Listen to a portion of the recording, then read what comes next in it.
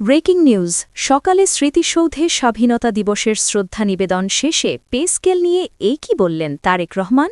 প্রিয় সরকারি চাকরিজীবী ভাই ও বোনেরা, আজকের সকালের আপডেট নিউজে আপনাদের স্বাগতম। যারা আমাদের চ্যানেলে নতুন তারা এখনই চ্যানেলটি সাবস্ক্রাইব করুন। আর হ্যাঁ, অবশ্যই কমেন্ট করে জানাবেন আপনারা কে কোন জেলা থেকে আমাদের ভিডিওটি দেখছেন। তবে চলুন কথা না বাড়িয়ে আজকের সর্বশেষ সংবাদটি জেনে নিন। গতকাল ছিল ২৬শে মার্চ, মহান স্বাধীনতা দিবস। ভোরের আলো ফোটার সাথে সাথেই সাভারের জাতীয় স্মৃতিসৌধে বীর শহীদদের প্রতি ভক্তিভরে পুষ্পস্তবক অর্পণের মধ্য দিয়ে শুরু হয় দিনের আনুষ্ঠানিকতা। আর এই ভাবগাম্ভীর্যপূর্ণ ও ঐতিহাসিক পরিবেশের মাঝেই দেশের লাখ লাখ সরকারি চাকরিজীবীর বহুল প্রতীক্ষিত পে স্কেল ইস্যুতে অত্যন্ত তাৎপর্যপূর্ণ ও সরাসরি বক্তব্য দিয়েছেন তারেক রহমান। তার এই অনাকাঙ্ক্ষিত কিন্তু অত্যন্ত সময় উপযোগী বক্তব্য ইতিমধ্যেই দেশের সাংবাদিক মহল, শীর্ষ অর্থনীতিবিদ, রাজনৈতিক বিশ্লেষক এবং সাধারণ জনগণের মধ্যে এক বিশাল ও ব্যাপক আলোচনার জন্ম দিয়েছে।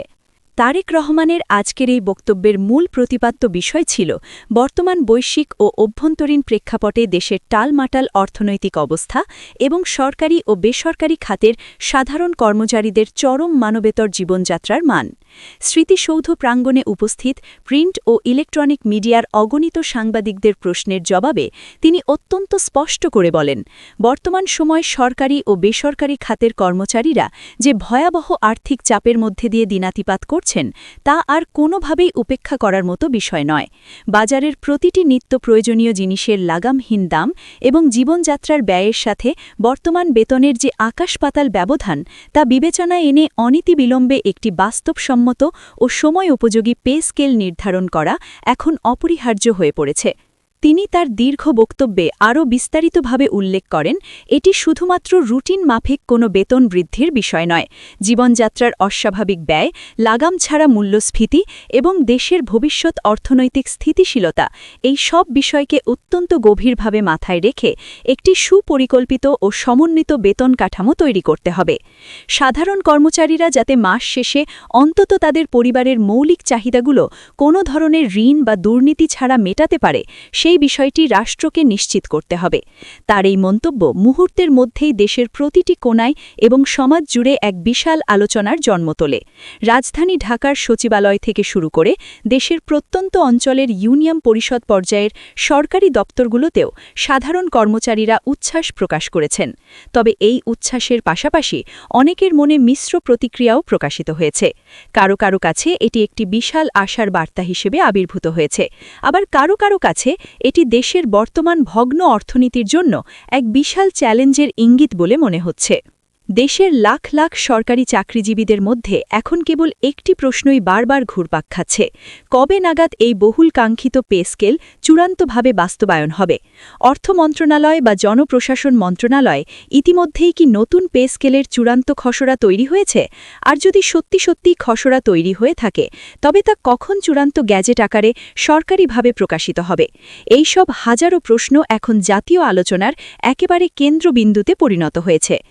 এছাড়াও দেশের জ্যেষ্ঠ রাজনৈতিক ও অর্থনৈতিক বিশ্লেষকরা গভীরভাবে মনে করছেন, মহান স্বাধীনতা দিবসের মতো একটি পবিত্র ও ঐতিহাসিক দিনে তারেক রহমানের মুখ থেকে এই ধরনের বক্তব্য আসাটা নিছক কোনো সাধারণ কাকতালীয় ঘটনা নয়, বরং এটি বর্তমান প্রশাসনের জন্য একটি অত্যন্ত সুপরিকল্পিত ও সুনির্দিষ্ট বার্তা, যা সরকারের অর্থ মন্ত্রণালয় সহ সংশ্লিষ্ট সকল দপ্তরকে দ্রুততম সময়ের মধ্যে কার্যকর পদক্ষেপ নিতে এক প্রকার বাধ্য করছে এবং প্রেরণা যোগাচ্ছে।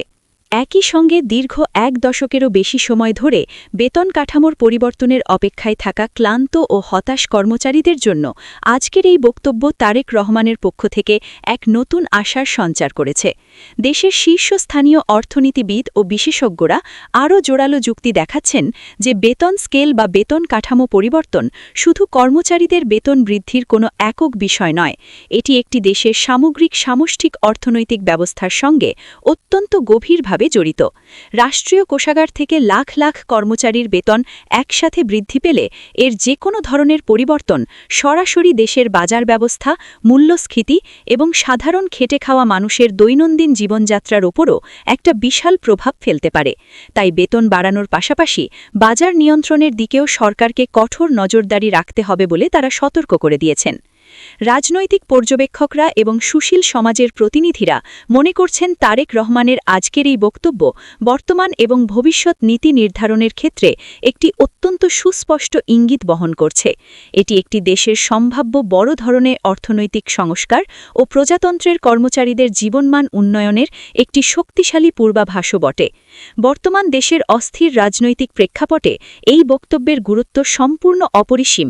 এটি একটি অত্যন্ত শক্তিশালী ও চূড়ান্ত বার্তা হিসেবে পৌঁছে গেছে সরকারের একেবারে উচ্চ পর্যায়ের নীতি নির্ধারক মহলে। সাধারণ কর্মচারীরা এখন বিশ্বাস করতে শুরু করেছেন যে রাজনৈতিক সদিচ্ছা থাকলে অর্থনৈতিক প্রতিকূলতার মাঝেও পে স্কেল বাস্তবায়ন করা সম্ভব।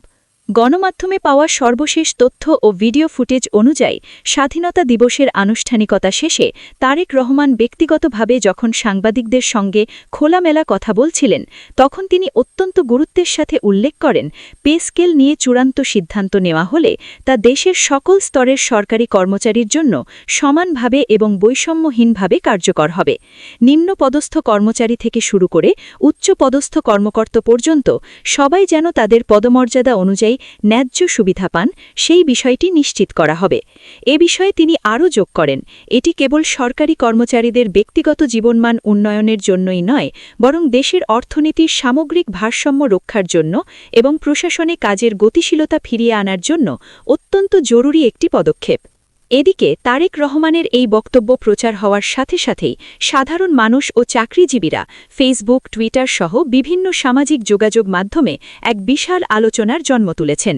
বিভিন্ন নেটিজেন এবং চাকরি প্রত্যাশী তরুণ সমাজ তাদের নিজস্ব ওয়ালে এবং বিভিন্ন গ্রুপে প্রশ্ন তুলেছেন, এই বার্তা কি সত্যি সত্যি আমাদের জীবনে নতুন আশা জাগাচ্ছে, নাকি এটিও অতীতের মতো কেবলই কোনো রাজনৈতিক চমক বা বক্তব্যের অংশ? আবার অনেকেই অত্যন্ত আশাবাদী হয়ে বলছেন, যদি সত্যি সত্যি আগামী কয়েক মাসের মধ্যে নতুন পে স্কেলের গ্যাজেট প্রকাশিত হয়, তবে এটি সাধারণ কর্মচারীদের পরিমাণে এক অভাবনীয় বড় পরিবর্তন আনবে এবং তাদের দীর্ঘদিনের পুঞ্জীভূত কষ্টের কিছুটা হলেও লাঘব হবে।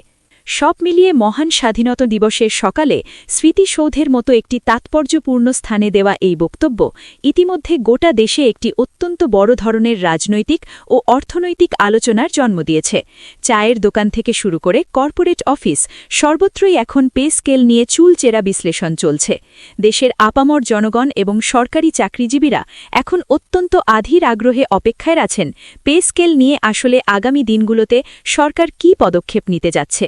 সত্যি কি ঈদের আগে বা আগামী বাজেটে বড় কোনো সুখবর আসছে, নাকি এটি শুধু রাজনৈতিকভাবে কর্মচারীদের শান্ত রাখার একটি প্রতীকী বক্তব্য মাত্র? এই সকল জটিল ও কোটি টাকার প্রশ্নগুলোর উত্তর সময়ের সঙ্গেই আগামী কয়েক সপ্তাহের মধ্যে ধীরে ধীরে সবার কাছে স্পষ্ট হয়ে উঠবে বলে সকলেই মনে প্রাণে বিশ্বাস করছেন। আপাতত সবাই একটি ইতিবাচক ঘোষণার অপেক্ষায় প্রহর গুনছেন। ভিডিওটি খুবই জরুরি, তাই দয়া করে সবার সাথে ভিডিওটি শেয়ার করতে ভুলবেন না। আর নতুন ভিডিও আপডেট পেতে এক্ষুনি চ্যানেলটি সাবস্ক্রাইব করুন।